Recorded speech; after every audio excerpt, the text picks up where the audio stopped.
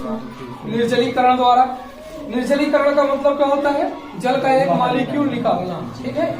और निर्जलीकरण करा के हमें क्या बनाना है? एल्डिहाइड बनाना है। सबसे पहले हम लोग ले लेते हैं, जैसे मान लीजिए मेथिल अल्कोहल लेते हैं CH3OH। इसका क्या कराते हैं? निर्जलीकरण। किसकी उपस्थिति में?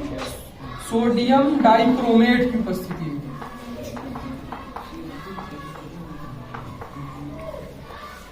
क्रोमेट की उपस्थिति में जब निर्जलीकरण कराओगे तो इसके दो मॉलिक्यूल ले लीजिए।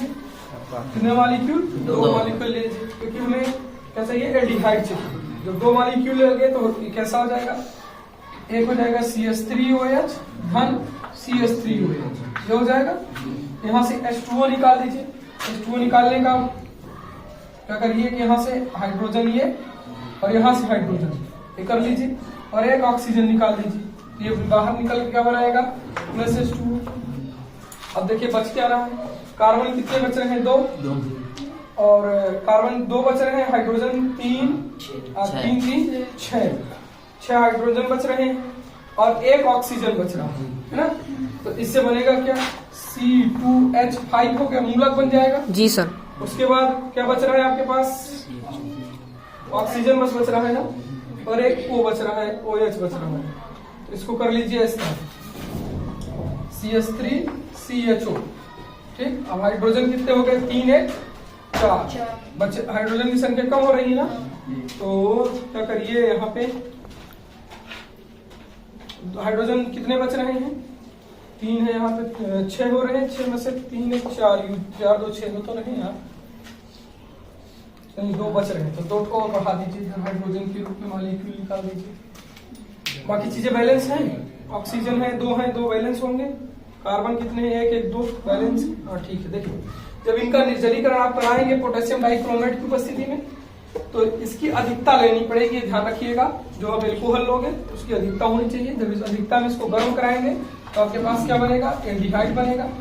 एल्डिहाइड के साथ साथ जल का मॉलिक्यूल और साथ में हाइड्रोजन गैस भी निकल सकती है, ठीक है।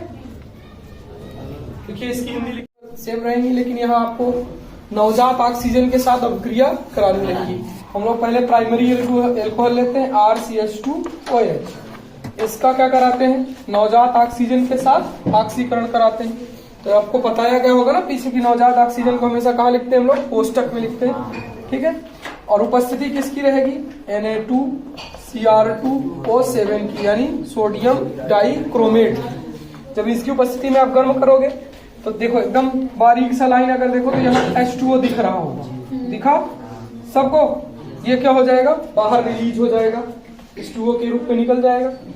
अब यहाँ R बचा, C बचा, H बचा और O बचा। ये जुड़ के क्या बन जाएगा? RCHO। और ये क्या होता है? एल्डिहाइड।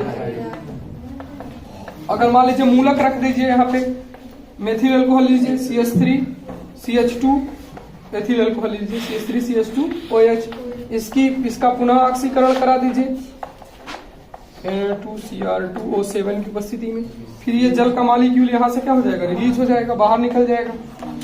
और यहाँ बचेगा क्या? CH3CHO जुड़ के बना लेगा एल्डिहाइड, ठीक। आई बात समझ में?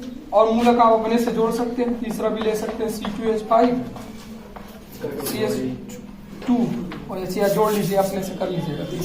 दो शब्द आएंगे। पहला आएगा आपके पास कहीं भी अभिक्रियाओं में हाइड्रोजनीकरण। क्या है? हाइड्रोजनीकरण। हाइड्रोजनीकरण का मतलब क्या होता है? हाइड्रोजन का योग, हाइड्रोजन को जोड़ना, ठीक है। और अगर टर्म इसी में एक शब्द लग जाए विहाइड्रोजनीकरण, क्या लग जाए?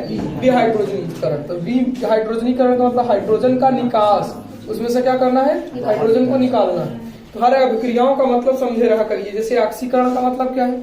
ऑक्सीजन का योग, हाइड्रोजन का निकास। और अपचयन का मतलब हाइड्रोजन का योग, ऑक्सीजन का निकास। निर्जलीकरण मतलब जल का निष्कास। जल अपघटन माने जल के साथ क्रिया, ठीक है। हाइड्रोजनीकरण मतलब हाइड्रोजन के साथ क्रिया। विहाइड्रोजनीकरण मतलब हाइड्रोजन का निकास, मतलब हाइड्रोजन को बाहर करना। अगर इसके अतिरिक्त मान लीजिए आपके पास है नाइट्रीकरण, मतलब नाइट्रिक अम्ल से क्रिया। अगर सल्फोनीकरण आई मतलब H2SO4 के साथ क्रिया। ठीक। अगर हैलोजनीकरण आया मतलब हैलोजन के साथ क्रिया, तो ये शब्द को जरूर पहचाना करिए, तो आपको अभिक्रियाएं क्या लगेंगी, सरल लगेंगी। जैसे विहाइड्रोजनीकरण मतलब वी मतलब होता है रिलीज करना, हाइड्रोजनीकरण मतलब हाइड्रोजन को, ठीक है। तो यहाँ क्या किया जाएगा, आपको हाइड्रोजन को निकालना है। तो मान लीजिए हम पहला प्राइमरी ले लेते हैं एल्कोहलाइज के द्वारा, प्राइमरी एल्कोहल के भी हाइड्रोजनीकरण द्वारा है। तो मान लीजिए हम प्राइमरी एल्कोहल ले रहे हैं RCH2OH, ठीक है। अगर इसका हम लोग क्या कराएं, विहाइड्रोजनीकरण करा रहे हैं, तो विहाइड्रोजनीकरण का मतलब यहाँ से केवल क्या रिलीज होगा, हाइड्रोजन। तो ये मॉलिक्यूल दिख रहा है हाइड्रोजन का, ये यहाँ से रिलीज हो जाएगा H2 के रूप में। अब इधर से आप खुद ही देख लो, R बचा, C बचा, OH बचा, कंबाइंड होके वापस क्या बना लेगा, RCHO बन जाएगा ना, ठीक है। तो यही बात सबके, कोई दिक्कत किसी को। अब यहाँ मूलक रख लो, CH3 CH2 OH, और इसका वापस भी हैलोजनीकरण करा दो, तो यहाँ से हाइड्रोजन का मॉलिक्यूल बाहर निकल जाएगा। तो हाइड्रोजन का मॉलिक्यूल निकल जाएगा तो यहाँ बचेगा CH3 CHO, बन जाएगा ना। आई बात समझ में, कोई डाउट? लिखिए तो हिंदी।